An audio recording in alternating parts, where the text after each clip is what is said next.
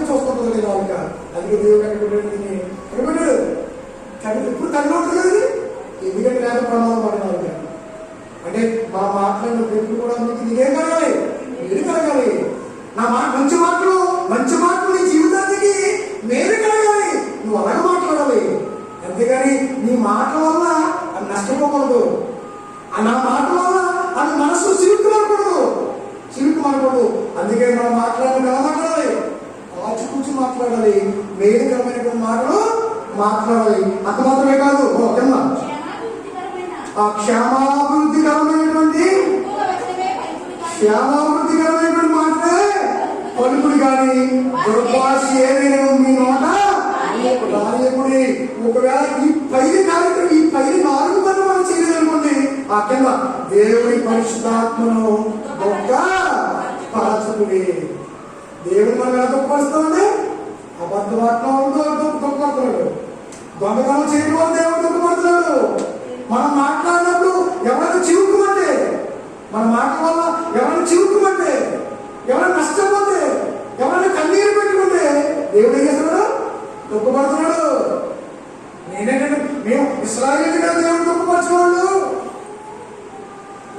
ఆ దేవుడి ఆ ఇశ్రాయేలు 40 సంవత్సరాలు ఎలాగో ఎన్నో మార్లు దేవుడు దుఃఖపరిచారు కదా. మేమేంటంటారా పౌలు అంటున్నారు, మీరు పై అంటున్నాడు అబద్ధం ఆడటం, తర్వాత దొంగతనం చేయటం, మీ ఇష్టానుసారంగా మాట్లాడటం, తర్వాత ఇంకేంటంటే కోపపడటం. ఈ 4 పనులు చేయటం వల్ల ఈ పరిశుద్ధాత్మ ఏం చేస్తాడంట? దుఃఖపడుతున్నాడు పిల్లరా. అంటే మనం రోజుకి ఎన్నిసార్లు దేవుడు దుఃఖపరుస్తున్నాం? మనం అబద్ధపడటం దేవుడు దుఃఖపడుతున్నాడు. మనం మన దేవుడికి ఇవ్వాల్సింది కూడా అన్ని మనం తీసుకోవడం వల్ల, అనుభవించడం వల్ల దేవుడికి ఇవ్వకుండా ఉంటే దేవుడు దుఃఖపడుతున్నాడు. మన పొరుగు వారితో అంటే చాలా మంది మాట్లాడినప్పుడు గొడవ చూడదు కదమ్మా. ఆడు ఎప్పుడు కూడా అదే అంటారు, ఆడు కొరగానే కూడా అంటారు కదండి. ఆడు మాట్లాడుతూ ఉంటే ఎప్పుడుండేది పొరుగుడు పుండులాగా ఉంటాయి. అంటే పొరుగుడు పుండు ఉన్నప్పుడు ఎలా ఉంటుంది దానికి? పుండు పొరుగు సరుపు జ్వరం సరుపు ఇన్ఫెక్షన్ అయిపోయి చాలా బాగా ఉంటుంది అన్నమాట. పక్కడు ఎప్పుడో వచ్చి మాట్లాడినప్పుడు ఎలా ఉంటుందంటే మన హృదయాన్ని అలాగే గుణపుందాలకు గుంచుతామన్నమాట. అప్పుడు మనమే బాధపడతాం. ఎవరు బాధపడతారు? పరిశుద్ధాత్ముడు. ఎందుకంటే మన హృదయంలో ఎవరున్నారు? కానీ ఇక్కడ క్రైస్తవులుగా మనందరం బాప్తిస్మం పొందాం కదా. దేవుడు ఎక్కడో ఉంది కదా అంటారా? మనందరం బాప్తిస్మం తీసుకున్నాం కదా. బాప్తిస్మం తీసుకుంటే మనలో ఎవరున్నారు? పరిశుద్ధాత్ముడు ఉన్నారు. ఎవరైతే బాప్తిస్మం తీసుకున్నారో మీరు పరిశుద్ధాత్మని వరాన్ని పొందుకుంటారు. మన హృదయంలో ఎవరున్నారు? పరిశుద్ధాత్ముడు ఉన్నాడు. మాటికి ఆయన ఏమవుతున్నాడు? మన జస్ట్ అలా అబద్ధపడితే కస్సుని ఆయన తప్పుడుకుంటున్నాడు. మన దొంగతనం ఇది దేవుడికి ఇచ్చే ఆ 10 రూపాయలు అనుకున్నా 5 రూపాయలు ఇచ్చాడనుకో ఆయన బాధపడిపోతాడు. మనం అజయ్యతో మాట్లాడినప్పుడు కానీ కష్టంగా ఆయనతో మాట్లాడనుకో లోన దుఃఖపడిపోతాడు, దేవుడు దుఃఖపడిపోతాడు. మాటికి పరిశుద్ధాత్మ ఏమవుతుందా? దుఃఖపరచకండి. కాబట్టి దేవుడిని దుఃఖపరిస్తే మనం దేవుడు ఏమైపోతున్నామా? నేను మాటికి మీ వల్ల నష్టపోతున్నాను అనుకో, మాటికి నాకు వేడుకు చెప్తున్నాను, మాటికి ఆయాసం అనుకో, మాటికి ఇబ్బందులు అనుకో, నాకు కొంతకాలం మీరు ఏమైపోతారంటే విరోధం అయిపోతారు. అయిపోతారా? ఎంతకాలం సహించుకున్నాను నాకు మీరు విరోధం అయిపోతారు. కనుక మనం మాటికి దేవుడిని దుఃఖపరచాలనుకోండి, మనకి ఎవరో ఏమైపోతారు? దేవుడు విరోధం అయిపోతాడు. కాబట్టి దేవుడు విరోధం అయ్యాడనుకోండి మన లోపల బ్రతకమా? దేవుడు విరోధం అయితే ఎవరు మనల్ని కాపాడుతారు? భయంకరమైన పరిస్థితి వచ్చి దేవుడు మన విరోధి కాకూడదు. అది ఆనాడు ఇశ్రాయేలు మాటికి దుఃఖపరిచినటువంటి ఆ దేవుడు చివరికాలకు ఏమైపోయాడంటే విరోధైపోయాడు. ఒకసారి భయపడ్డాడు. కారణం వచ్చాడు. కీర్తన గ్రంథం యెషయా గ్రంథం 63 అధ్యాయం 10వ వచనం. యెషయా గ్రంథం 63 అధ్యాయం 10వ వచనం.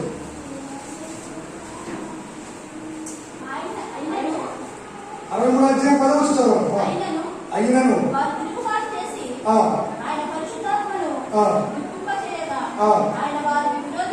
అది చూడండి, అయినను వారు తిరుగుబాటు చేసి ఎలాగా అయినను అంటే 10 వచ్చిన 9 వచ్చిన వారి బాధలలో ఆయన బాధలు ఆయన సన్నిధి కోసం వాళ్ళని రక్షించను, ప్రేమ చేతను తాలిమి చేతను వాళ్ళని విమోచించను. పూర్వతరములన్నిటను ఆయన వారిని ఎత్తుకొనుచు మోసుకొనుచు వచ్చెను. అయినను వారు మాటికి తిరుగుబాటు చేసి పరిశుద్ధాత్మను దుఃఖింపజేయగా ఆయన వారికి ఏమైపోయాడు? విరోధి అయిపోయాడండి. చూడడం దేవుడు మాటికి మనం ఆయన దూషిస్తుంటే, ఆయన దుఃఖపడుతుంటే ఆయన మనం విరోధి అయిపోవడం జాగ్రత్త. ఏంటి, ఇశ్రాయేలును కోరుకున్నటువంటి దేవుడు వారు ఎక్కడో బాధలో ఉంటే ఆ బాధను చూసి వారిని జారిపడి వారిని బయటికి రప్పించి ఒక మంచి స్థలాన్ని ఇద్దామనుకున్న దేవుడు ఏమైపోయాడు? చివరికి ఏమైపోయాడు? విరోధి అయిపోయాడు. అండి, దేవుడు విరోధి, అప్పుడు విరోధి ప్రాబ్లం లేదండి. కానీ దేవుడే విరోధి అయిపోతే మన బ్రతుకులు ఉంటాయి.